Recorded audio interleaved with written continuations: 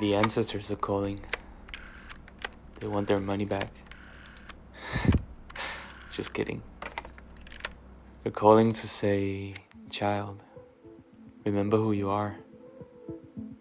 Do you? Do I?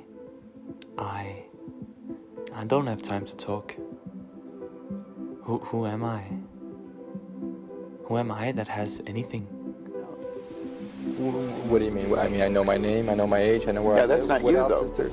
You know, that's what just size, it. If you clothes ask the I- average person who they are, they'll give you their name. They'll say, I'm Bob Proctor, but I'm not. Bob and Proctor are two words. My parents give them to me. They're called names, but it's not me. It's my name. Then somebody will say, well, this is me, but this isn't me either. It's my body. Like, you never phone down here to the studio and say, body won't be in today. It's sick. Okay. You know, we don't say am hand or am leg. It's my hand, my leg, my body, my name. Who am I? Well, that's an interesting question. Now, to answer that, it's valuable to question where you come from. Think about your own history. Your life as an egg actually started in your mother's developing ovary. Before she was even born, you were wrapped in your mother's fetal body. As it developed within your grandmother, before she was born, she was wrapped in her mother's fetal body. As it developed within her grandmother, before she was born, she was wrapped in her mother's fetal body inside her grandmother. And so on and so forth. So when you ask the question, who am I? Part of the answer is Everything. you're not distinct from all of mankind. You're not distinct from the entire tree of life. Scientifically, doesn't life begin at conception? Well, scientifically, life does not begin. Life on Earth began exactly once, and since then, life hasn't begun again. You're a leaf on the tree that has grown for billions of years. You're not distinct from the planet Earth. Do you think these carbon atoms or nitrogen atoms you are they yours? No, you're just borrowing them. And at some point, you have to give them back.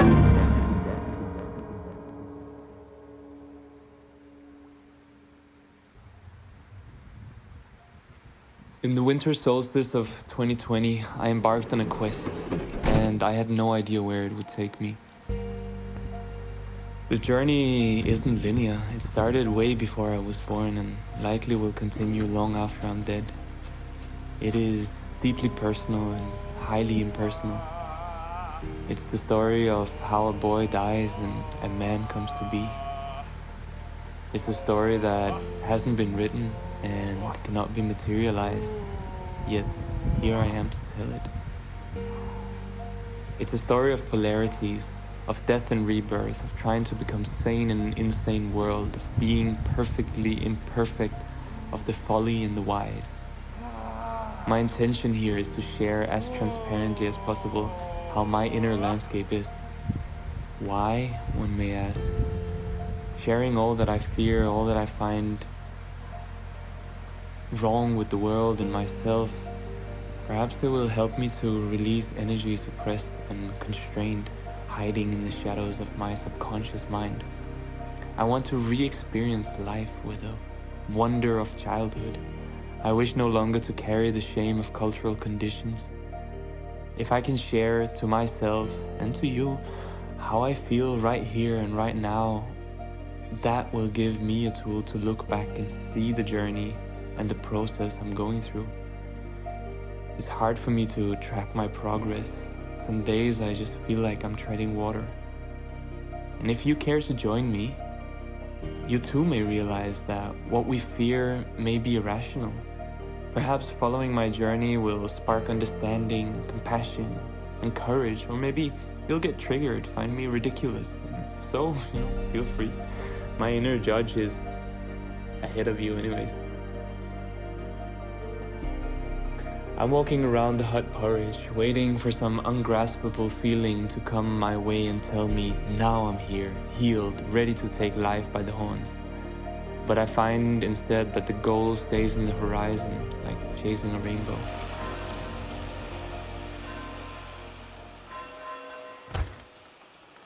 Scientifically, life does not begin, and although I can only give you the tip of the iceberg, we have to start the story somewhere. 24 months ago, I had my initiation. This was the plot twist of my hero's journey, taking me into the underworld. I kid you not, it was the Day of the Dead. Also known as Halloween or Samhain. It was dusk, and I was climbing trees in an ancient burial mound. As I'm enjoying the smell of resin and the complete enchantment of the bird's view of these holy grounds, the branch I stand on breaks, the branch I hold on to takes my weight and breaks as well. I remember falling through the air and watching the pine branches passing me by faster and faster as I completely relaxed. My subconscious knowing the rope is going to catch me, I'm safe. At least that's what I've taught my body through falling, climbing, and highlining. But there was no rope. It was like the surrender of drowning in a dream. I think it was fortunate that I hit the ground completely relaxed and passed out. When my consciousness came back down from the treetops, I look up only to see dark silhouettes. My mother and my friends are there, holding my body in an awkward position. It takes a while before I understand where I am and what had happened. The most dominant feeling as I was laying there was shame and humiliation. I'm sorry for ruining the walk, I mutter as I get put onto the stretcher and carried into the ambulance. I crunched a disc in my neck, I tore a ligament in my left wrist, I broke my right arm.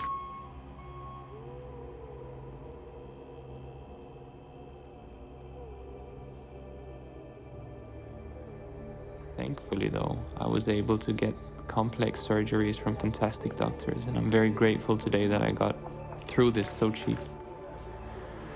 Regardless, falling 7 meters to your head leaves a concussion and a trauma that has left a mark on me. Since then, I've struggled a lot with my mental health. The sensory experience of life has become overwhelming. I've been in a constant stress response. These symptoms has before been non-relatable to me, but I understand now. Those of you who know what I'm talking about knows. The rest, I ask for patience. Whiplash, concussion, PTSD, you can read about it and understand it, but it all hits different people differently, and it's impossible to understand what it means. But I digress. It's been 24 months since I fell from that tree. It's been a wavy journey.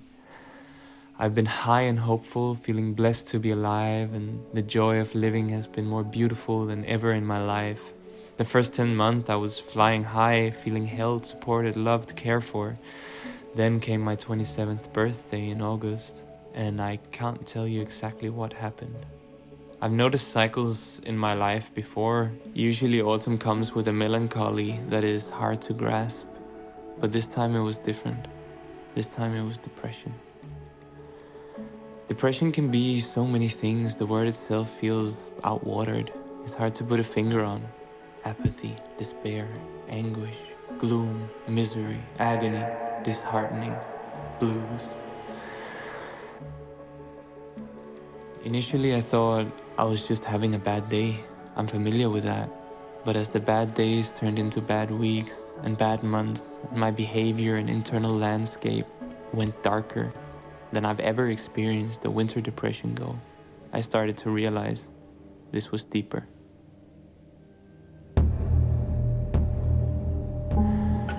Sure, I've been mad at my partner before. I might have even yelled and acted out of hurt when things have gotten intense, but we were beyond rational. I would break out in anger beyond reasons for questions like, would you like some milk in your coffee? Don't you know I'm fucking overwhelmed? Why do you ask me superficial questions like that? Can't you take a fucking decision? I don't care. I was possessed. I would go weeks forgetting when was the last time I woke up without feeling like I wish I didn't. And this is partly what I wish to share with you. I want to share my monster with you. The monster inside of me that longs to suffer. that manifests situations in my life to affirm its existence, that controls my behaviors to stay alive. It has many faces,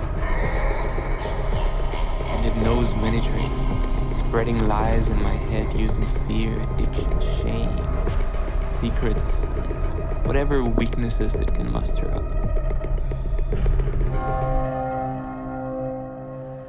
Your body is a temple, they say. My body is a kingdom, and for the last year this kingdom has been under siege. The throne has been ruled by dark forces, wizards casting weather manipulative spells, keeping the clouds heavy and dense around my kingdom. The walls have grown mossy and the kingdom pale. But recently, I had a divine meeting with a hedgehog. Although that's a story for another time. She took me to the land of the dead and showed me that the sun still shines behind the clouds. This encounter strengthened me more than you can rationalize. It changed me completely. It immobilized the evil wizard's magic and brought sunlight back into my kingdom. It burned the ghouls and vampires that was feeding on my heritage and gave me strength to rebuild my fortifications, create a moat and scrub clean my walls.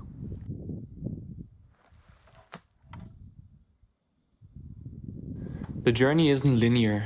It started way before I was born and will likely continue long after I'm dead.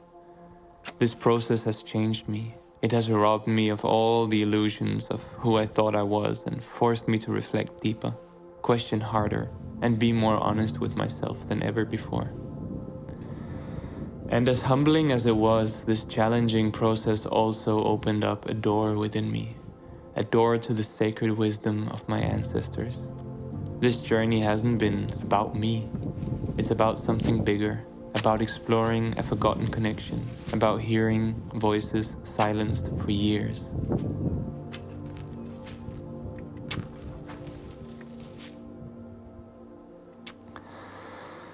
The journey toward personal transformation is a quest into the depths of ancestry. You see, when we rekindle the connection with our predecessors, we unlock an immense treasure of wisdom. This wisdom can shape our perspective, influence our decisions, and ultimately drive our transformation. Ancestry isn't solely about lineage, it's also about legacy. The legacy of dreams, aspirations, and the courage of our ancestors that shaped their lives, indeed, shaped history itself. My personal transformation didn't occur, although sometimes it felt that way, in isolation. My ancestors, they paved the way.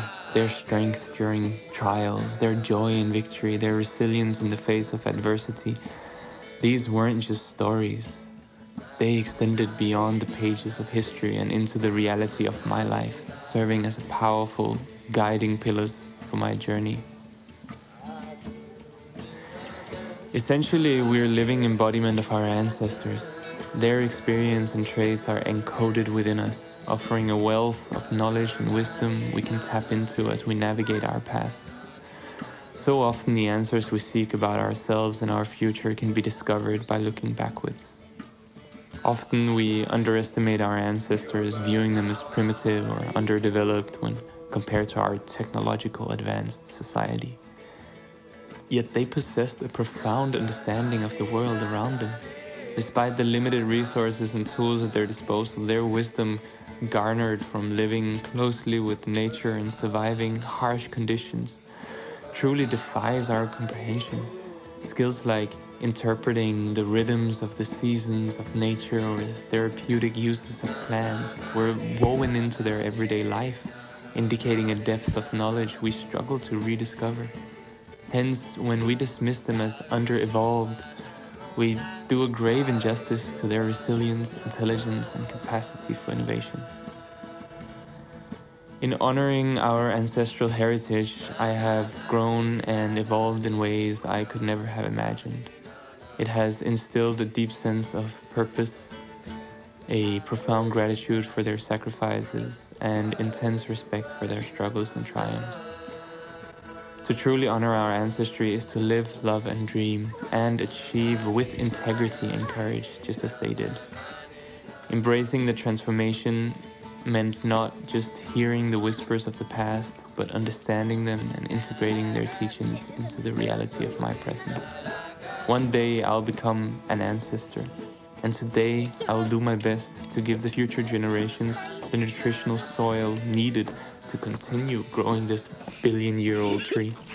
The powerful combination of my personal transformation journey has resulted in one fundamental realization. Our ancestors live within us. Their wisdom echoes in our souls, and their legacy can guide our transformation if we only take the time to listen. Welcome to my story. I can only tell it piece by piece, and what is coming might not be as grandiose as this. But I think in its whole, it will carry much more splendor. So, thank you so much for checking in and listening and watching my video. I hope that this inspires you to move forward in life with the things that your soul and ancient heart wish to give to the world. So take a deep breath and go for it. You got this. Thank you.